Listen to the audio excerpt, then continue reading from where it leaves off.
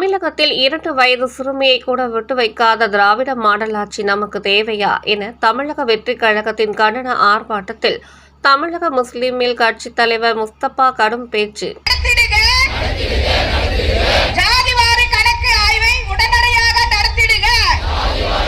திருப்பத்தூர் மாவட்டம் திருப்பத்தூரில் சாதி வாரியான கணக்கெடுப்பு நடத்த வேண்டும் என்பதையும், தமிழகத்தில் சட்ட ஒழுங்கு சீர்கேடு ஏற்பட்டுள்ளதாகவும், போதைப் பொருட்களை கட்டுப்படுத்த தவறியுள்ளதாகவும் குற்றம் சாட்டி தமிழக அரசை கண்டித்து தமிழக வெற்றிக் கழகத்தின் சார்பில் மாபெரும் கண்டன ஆர்ப்பாட்டம் நடைபெற்றது.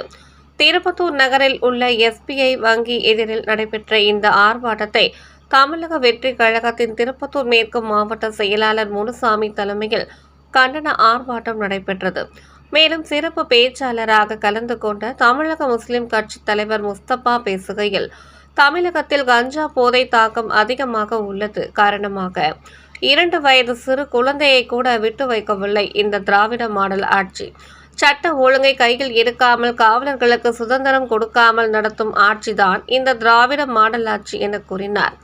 மேலும் ஆர்ப்பாட்டத்தின் போது மாநிலம் முழுவதும் சாதி வாரியான கணக்கெடுப்பு மேற்கொண்டு அதன் அடிப்படையில் சமூக நீதி சார்ந்த திட்டங்களை நடைமுறைப்படுத்த வேண்டும் என கோரிக்கை விடுக்கப்பட்டது. மேலும் தமிழகத்தில் சட்ட ஒழுங்கு பாதிக்கப்பட்டுள்ளதாகவும், போதைப் பொருட்களின் பரவலை தடுக்க தமிழக அரசு உரிய நடவடிக்கை எடுக்கவில்லை என்றும் கண்டனம் தெரிவிக்கப்பட்டது.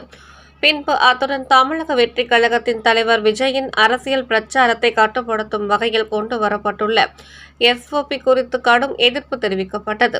இந்த கண்டன ஆர்ப்பாட்டத்தில் தமிழக வெற்றிக் கழகத்தின் மாவட்ட செயலாளர் நவீன்குமார், நகர செயலாளர் விமல் அச்சுதன், நகர துணை செயலாளர் அபிராமி மோகன், பிரபு, திருப்பத்தூர் ஒன்றிய செயலாளர் சாமிநாதன் மற்றும் கழக நிர்வாகிகள், தொண்டர்கள் உள்ளிட்ட 1000க்கும் மேற்பட்டோர் கலந்து கொண்டு தமிழக அரசுக்கு எதிராக முழக்கங்கள் எழுப்பினர்.